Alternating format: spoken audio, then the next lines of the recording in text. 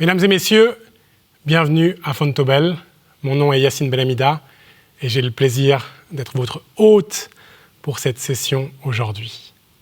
Aujourd'hui, nous avons décidé de parler d'un sujet bien particulier et de comparer deux types d'investissements, l'investissement direct et l'investissement à travers un BRC, un Barrier Reverse Convertible.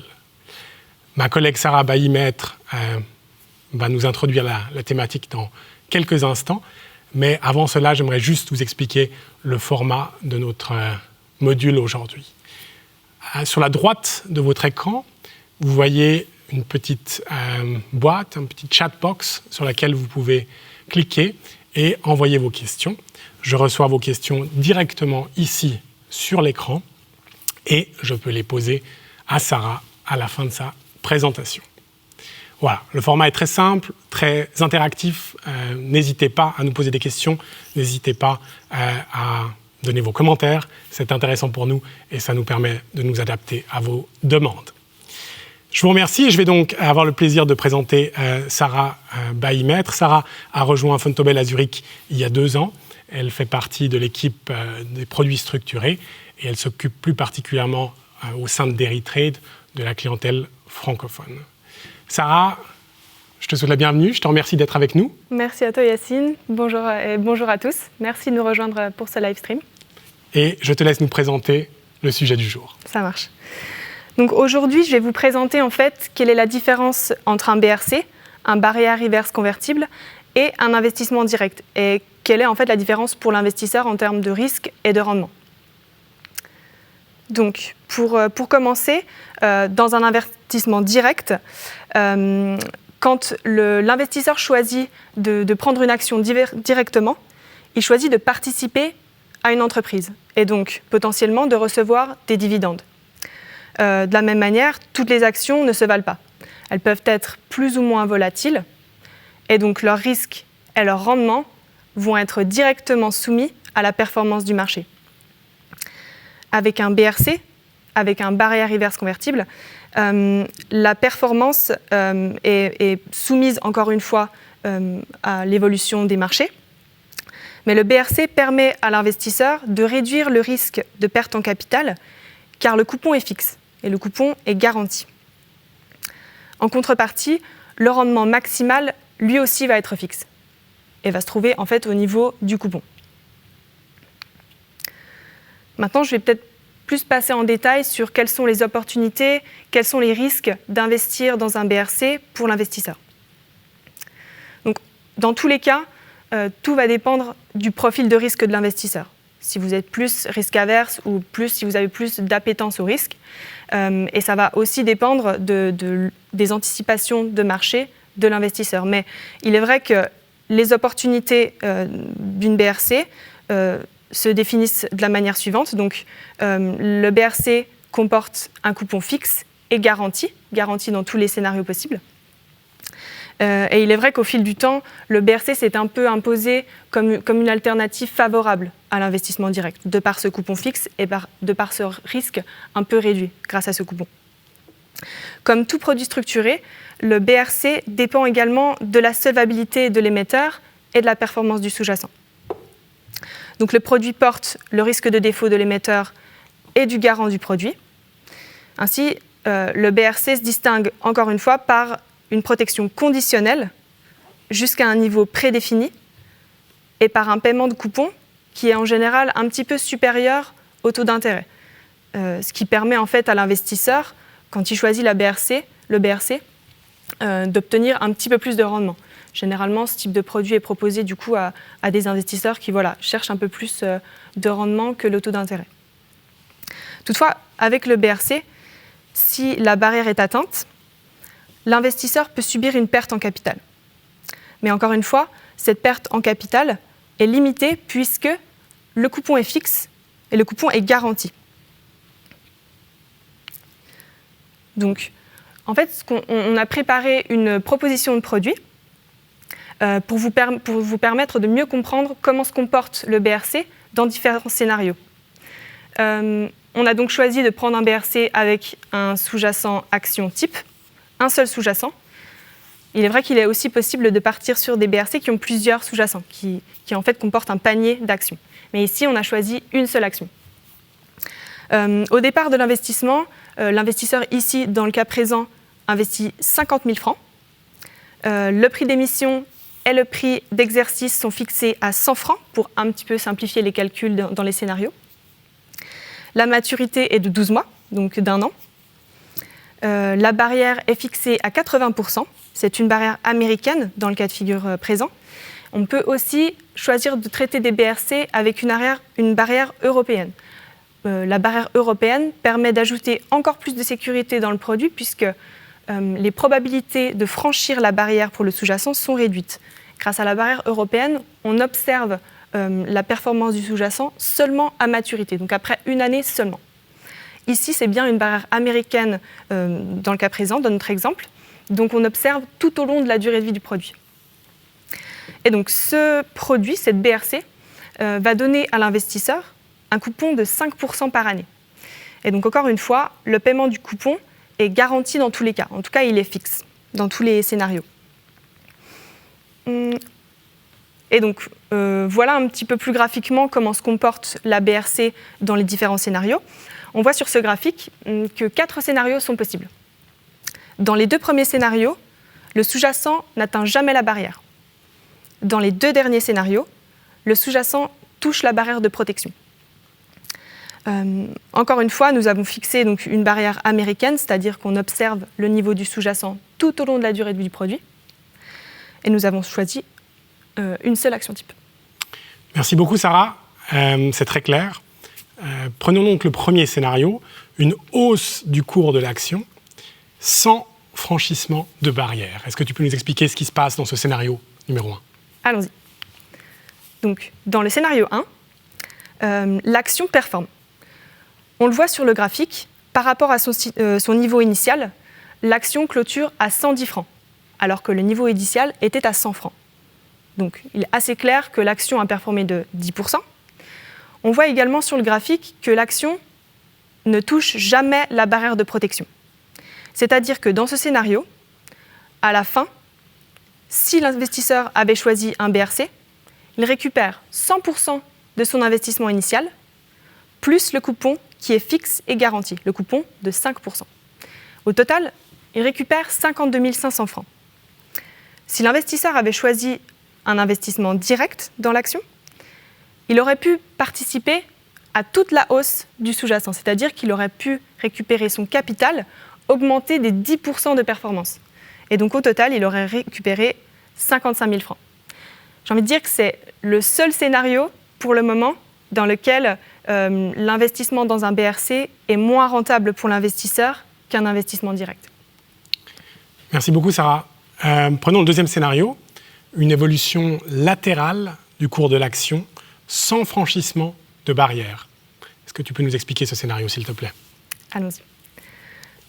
Dans le scénario suivant, on remarque encore une fois sur le graphique que la barrière n'est jamais franchie, n'est jamais atteinte. Le sous-jacent va néanmoins clôturer en dessous de son niveau initial. Donc, le niveau du sous-jacent au départ était de 100 francs, à la fin est de 90 francs. L'action a donc sous-performé et la performance est de moins 10%. La performance est négative. Dans le cas d'un BRC, le capital, la mise de départ, est récupéré à 100% puisque la barrière n'est pas franchie. Et en plus, l'investisseur récupère le coupon. Donc, au total, 52 500 francs sont récupérés à la fin de l'investissement par l'investisseur. Si l'investisseur avait choisi un investissement direct dans l'action, sa mise de départ aurait été impactée de la performance négative directement. Donc, il aurait récupéré à la fin les 50 000 francs moins 10% de performance. Au total, 45 000 francs. Donc, dans ce scénario 2, la BRC est plus rentable pour l'investisseur que l'investissement direct. Merci beaucoup, Sarah. Allons donc sur le scénario 3, une hausse du cours de l'action avec un franchissement de barrière. Qu'est-ce qu'il en est dans ce scénario ? Donc on passe cette fois effectivement au scénario 3 et au scénario 4, qui sont les 2 scénarios dans lesquels l'action touche la barrière ou franchit la barrière. Sur ce graphe, on voit que à partir du 4e, 5e mois, l'action touche la barrière de protection.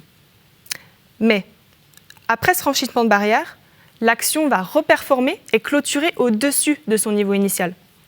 Ainsi, si l'investisseur avait choisi un BRC, il récupère l'intégralité de la mise de départ, les 100% du capital investi, plus, encore une fois, le coupon de 5%, alors que s'il était parti sur un investissement direct, et étant donné que dans le cas présent, la performance du sous-jacent est de 2%, il n'aurait récupéré que 51 000 francs. C'est-à-dire que le fait d'avoir un coupon fixé à 5%, comme ici, va permettre de pallier à cette performance qui est un peu latérale, on va dire. L'évolution, dans ce cas-là, est latérale. Et la performance n'atteint pas les 5%. Donc ça va, encore une fois, permettre d'être plus rentable qu'un investissement direct. Merci Sarah. Passons au scénario 4, dernier scénario, une baisse du cours de l'action avec un franchissement de la barrière. Donc, dernier scénario. Dans ce scénario-là, encore une fois, l'action touche la barrière de protection à partir du 2e mois environ. Mais par contre, l'action clôture en dessous de son niveau initial. On voit que l'action clôture à 85 francs, alors que le niveau initial était de 100 francs. Donc, si on fait le calcul rapidement, la performance est négative. La performance est de moins 15%. Et donc, si l'investisseur avait choisi une BRC, je vais détailler les 2 cas de figure qui sont possibles dans le cas où la barrière est franchie. Si l'investisseur avait choisi une BRC avec une livraison physique des titres, ici, il reçoit les titres, les 500 actions dans son portefeuille, plus le coupon qui, encore une fois, est fixe, le coupon de 5%, donc les 2500 francs. J'ai tendance à dire que ce choix de recevoir la livraison physique des titres est un tout petit peu plus sécurisant pour l'investissement de l'investisseur, puisque après les 1 année, si l'investisseur reçoit les stocks dans le portefeuille, il n'est pas exclu que les actions performent à nouveau, que le cours de l'action performe à nouveau, et donc que la valeur de son remboursement soit augmentée après les 1 année, on va dire, à la suite de l'investissement. La deuxième option, c'est de choisir le remboursement avec livraison cash dans la BRC. Et donc ici, si la barrière est franchie et que l'investisseur avait choisi le remboursement en cash, il reçoit donc les 50 000 francs impactés directement des moins 15% de performance de l'action. Mais encore une fois, au-dessus de ces 42 500 francs que l'investisseur recevra, l'investisseur aura le coupon. Donc en fait, la mise finale sera le remboursement final sera de 45 000 francs en cash.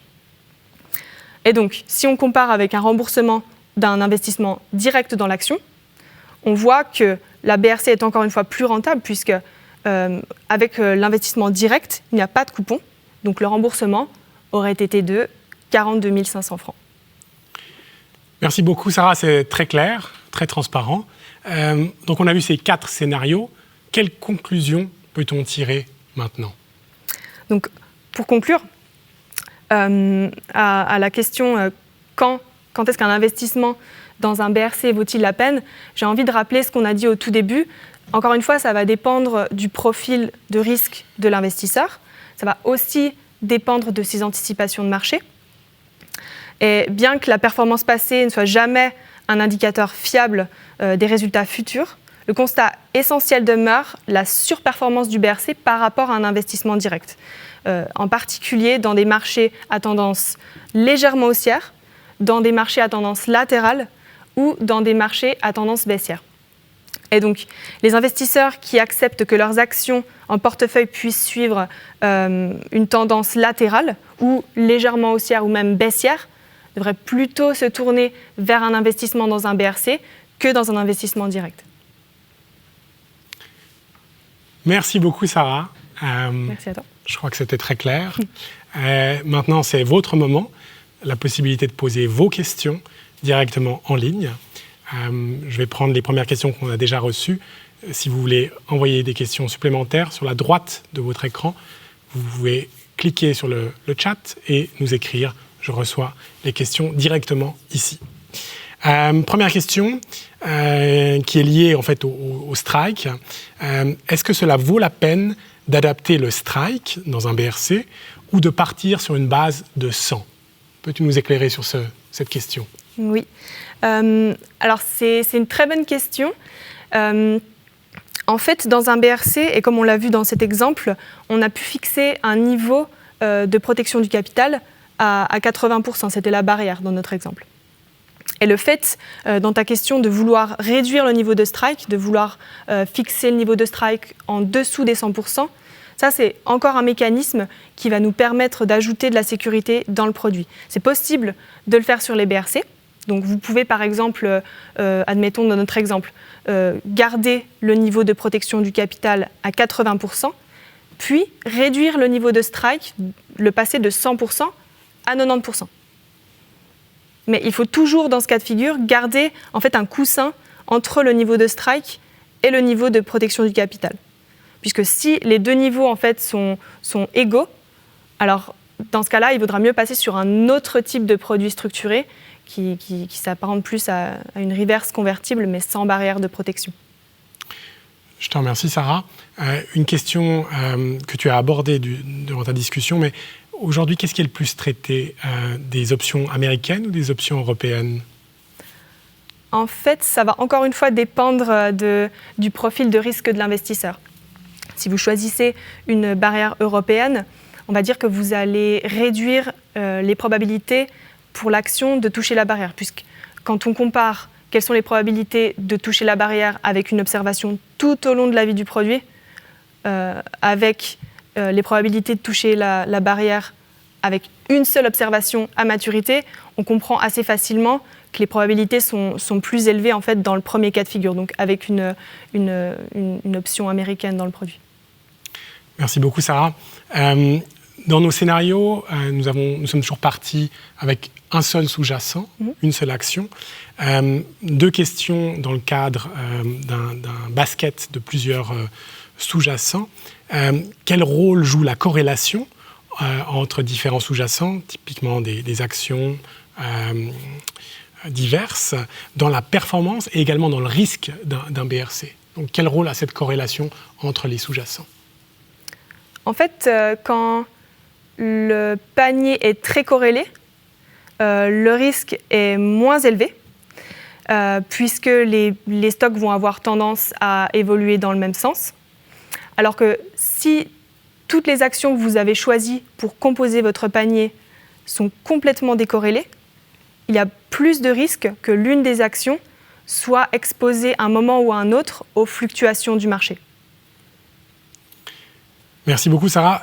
Toujours dans cette même veine, dans cette même idée, dans le cadre d'un basket, dans le worst case scénario, dans le scénario 4, sauf erreur si les souvenirs sont bons, dans le cadre d'un basket avec plusieurs sous-jacents, quel sous-jacent je vais recevoir dans ce cadre-là ?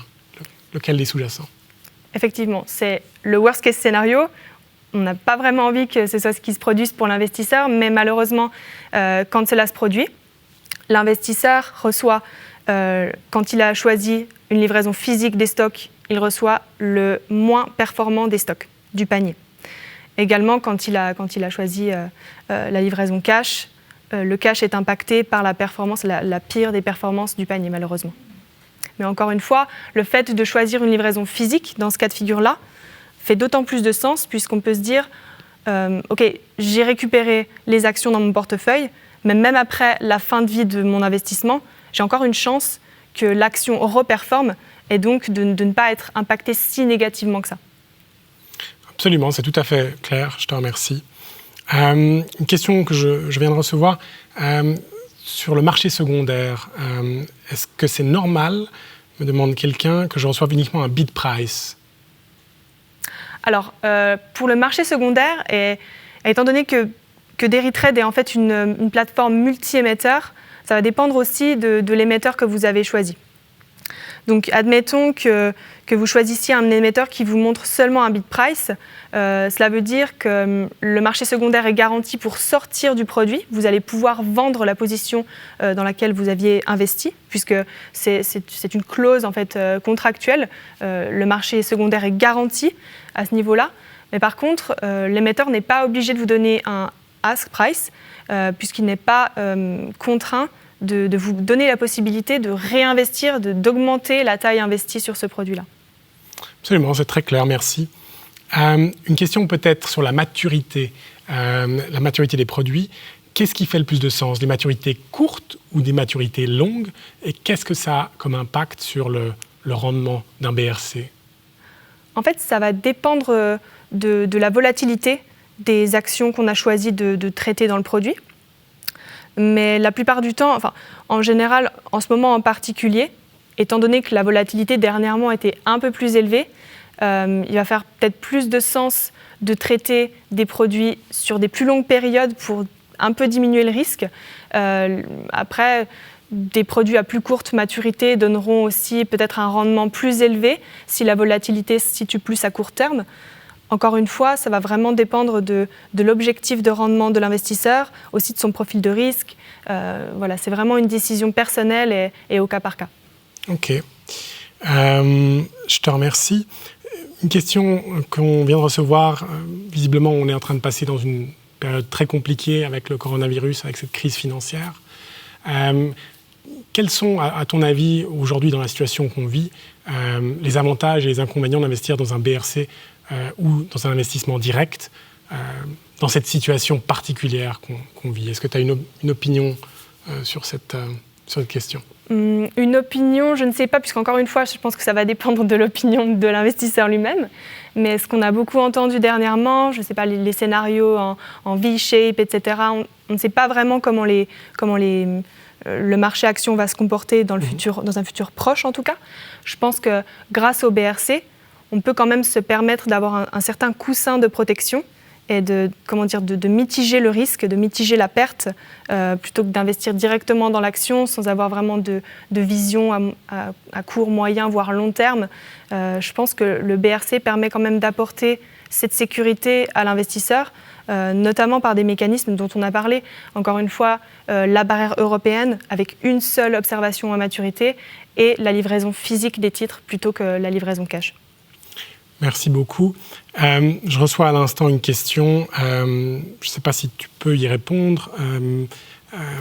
Est-ce qu'on a des BRC disponibles sur le WTI, donc sur le prix du pétrole actuellement? Des produits ou des BRC, ouais. Des BRC disponibles? Non, pas sur la plateforme. Nous allons avoir plutôt des ETF peut-être sur ce type de sous-jacent, d'assets, mais nous ne pouvons pas traiter malheureusement de barrières reverse convertibles directement liées à l'asset, à la commodité, la matière première, pardon. Je te remercie beaucoup. On a reçu beaucoup de questions. Je vous remercie pour votre interaction, votre contribution. Je te remercie infiniment, Sarah, d'avoir partagé ce temps avec nous et d'avoir répondu aux questions de nos auditeurs.